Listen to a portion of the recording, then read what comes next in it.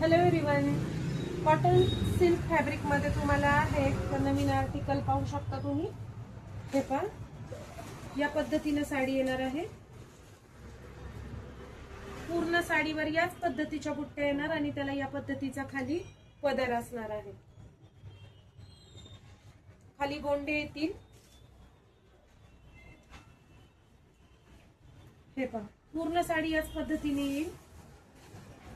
कमळाच्या आकाराची फुलं आहेत, त्याचे पूर्ण बुट्टे असतील साडीवर.